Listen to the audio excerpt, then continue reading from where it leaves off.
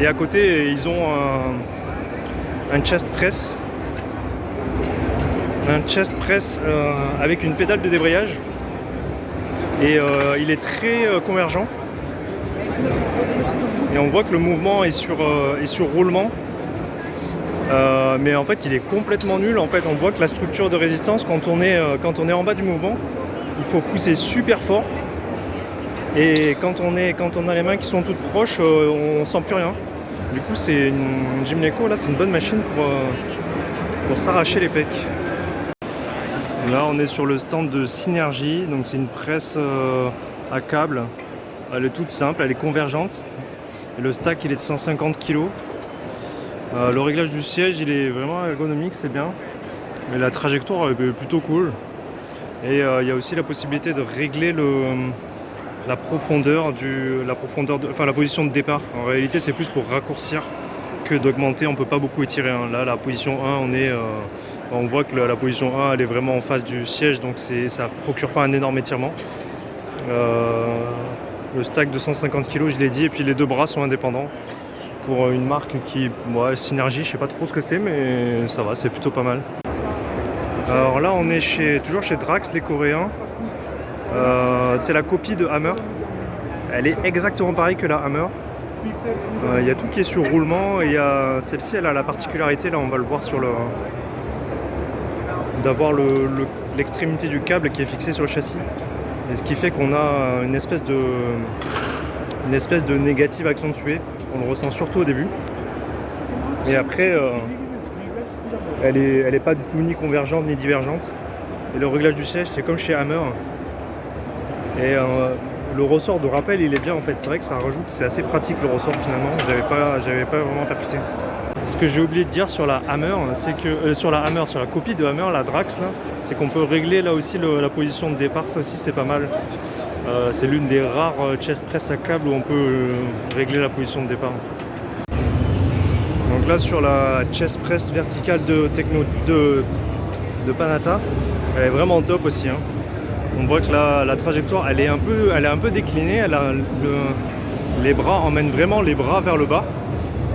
Et elle est très très convergente, elle est vraiment super aussi. La structure est bien, c'est facile au début et dur vers la fin.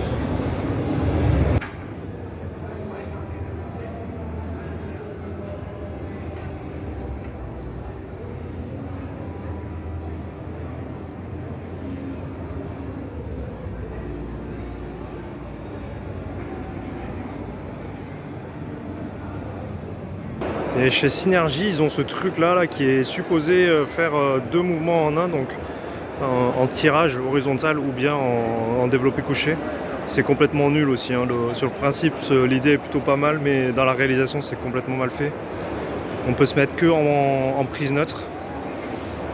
En tirage, on n'a pas de dossier, on n'a rien, donc c'est un peu bizarre. Il faut qu'on vienne poser ses pieds sur cette partie-là. Le stack qui fait 150 kg. Alors je sais pas, j'ai l'impression qu'il n'y a pas de démultiplication, donc c'est vraiment 150 kg. Et après en développé, il n'y a pas du tout de convergence ou de divergence. C'est complètement droit. Et il y a une pédale de débrayage, donc ça c'est plutôt pas mal. Dans l'ensemble c'est nul, mais il y a quelques détails pas trop mal quoi. Et alors toujours chez Synergy, ils ont une dips assis qui est complètement nulle elle par contre. En fait, c'est éventuellement intéressant pour faire les pecs sur les dips, mais pas pour faire les triceps, parce que les poignées elles sont trop courtes, elles sont pas assez longues quoi. On est super mal positionné. Et puis il y a des détails super chelous, par exemple cette poignée là qui sert en fait à rien en gros quoi. Il y a qu'une seule position, il y a qu'un seul trou, donc je sais pas trop ce qu'ils ont foutu, mais c'est assez pourri quoi. Et puis le stack de poids, on ne sait pas trop combien il pèse, hein. Il y a juste écrit le nombre de plaques. Ici le réglage pour les genoux il est tout simple mais il marche bien. La Nautilus Leverage là, chez Nautilus du coup elle est vraiment vraiment bien. Le mouvement est super agréable. On va voir, il a déjà montré un Gunzil, il y a les réglages de la profondeur, voilà le mec est en train de toucher dessus là. Et va changer de l'autre côté et puis on peut régler la hauteur du siège bien sûr. Les réglages sont bien faits. La trajectoire est top, vraiment c'est super souple, elle est vraiment agréable. Elle est vraiment bien, je sais pas pourquoi en fait, c'est difficile à expliquer, c'est vraiment une sensation qui est difficile à expliquer mais je la trouve vraiment très agréable. Alors chez Salter, les Espagnols, on a cette chest press qui est super grande, elle est plutôt pas mal, je sais pas de chez qui l'ont copié, peut-être, ouais, enfin c'est une copie je pense, elle est pas trop mal, par contre il faut être très grand, moi là le réglage tel quel est c'est bon pour moi, et j'ai les pieds qui touchent pas le sol, mais sinon la trajectoire est pas trop mal, ça va. Alors chez Salter, il y a cette chest press à câble. La trajectoire est convergente, il y a deux poignées en fonction de si on est grand ou petit. On peut aussi régler la position de départ ici pour chaque main. Donc c'est convergent et puis là le câble on voit qu'il est accroché au châssis aussi. Ça engendre une petite négative accentuée.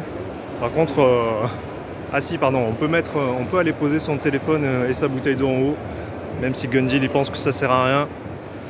Alors là on est chez Bauer Fitness, c'est des Polonais, ils font fabriquer en Chine et donc là c'est la shoulder press, j'imagine qu'elle vous dit quelque chose, elle est exactement pareille que la Techno Gym, avec le réglage du siège qui est pareil, les poignées on voit qu'elles sont exactement pareilles aussi, la même forme, et là la chest press c'est laquelle celle-ci?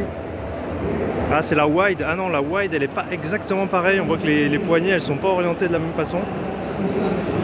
Mais sinon c'est la même, hein. Et après le reste de leur catalogue en plate loaded, elle est vraiment, ils ont tout copié de A à Z chez Techno, c'est assez fou. Le commercial me dit je n'ai pas trop en tête le catalogue de Techno Gym. Bon bah. Alors là on est chez des Espagnols, ça s'appelle Fitland. Ça c'est une espèce de poulie pour faire le haut de pec en fly. Et mine de rien en fait c'est vraiment bien.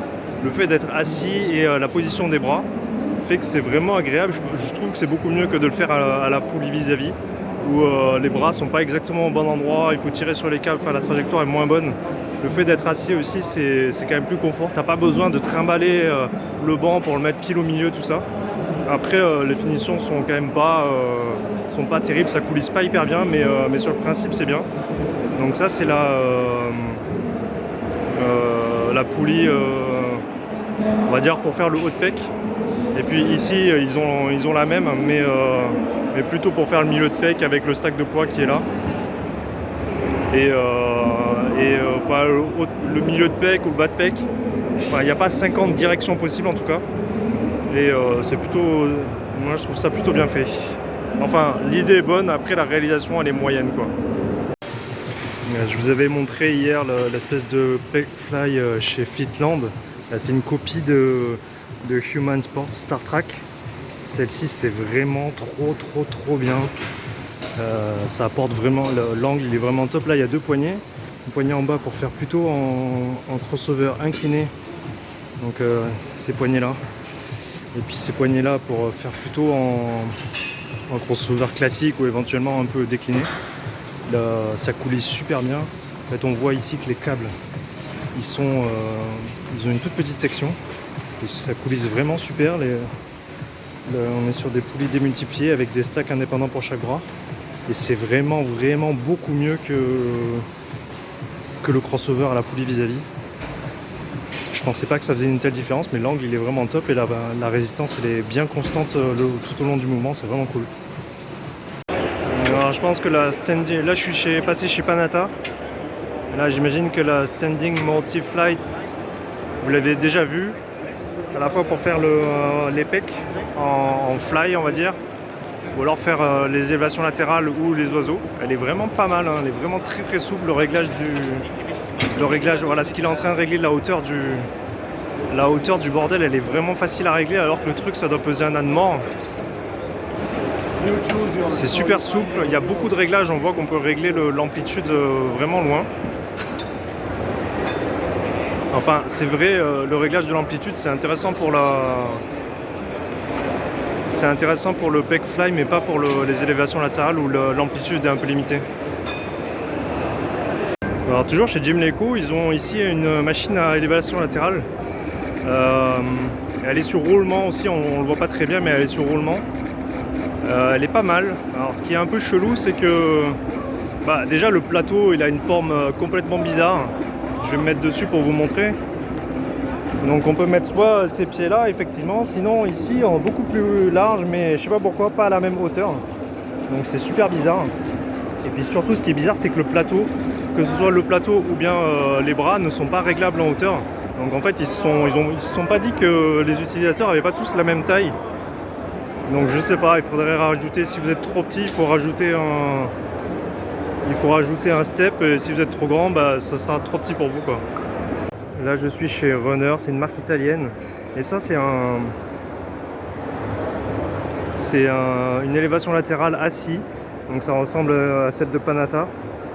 Elle est plutôt pas trop mal, mais aussi on peut la faire basculer en oiseau en se mettant debout et en inclinant un peu le pad. Elle est pas mal, bon c'est pas fou, il n'y a rien de fou. Alors là je suis chez Hoist, la marque qui fait toute la gamme Rocket, là, le truc où on bouge en même temps qu'on tire. Et là c'est une nouvelle gamme qu'ils ont appelée la Club Line. En fait la particularité c'est la façon dont on règle le poids. Il y a une espèce de poignée ici qu'on va bouger, qui va permettre de régler plus ou moins dur. Donc là c'est facile, et puis là ça devient dur. Et en fait je crois que le système c'est qu'en fait ça vient prendre je sais pas si on voit, mais il y a des disques métalliques au bout.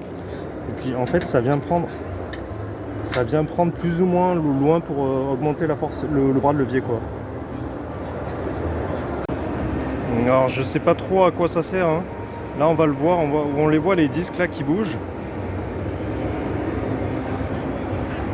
Et au fur et à mesure que je fais ma répétition, les disques ils montent.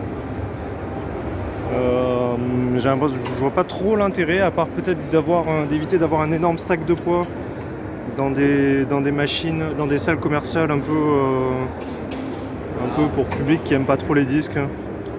Voilà, l'armée allemande dans ses œuvres.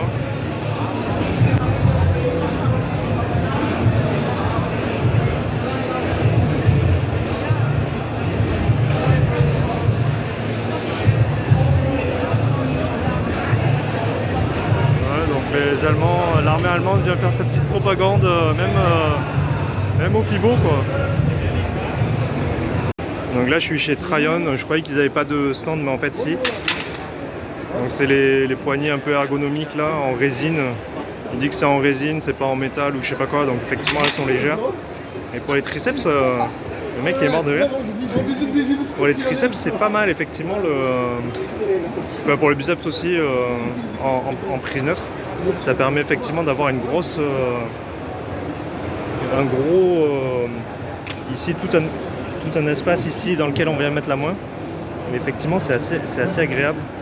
J'ai essayé celle-ci pour faire des triceps extension en poussant plus qu'en tirant, et je trouve que c'est bien. Et voilà, vous l'avez déjà vu 50 fois tout ça. Ça coûte 1400 € le bordel complet avec le rack. Donc c'est pas donné, mais s'il y a des trucs bien, c'est pas innovant, mais c'est bien en tout cas.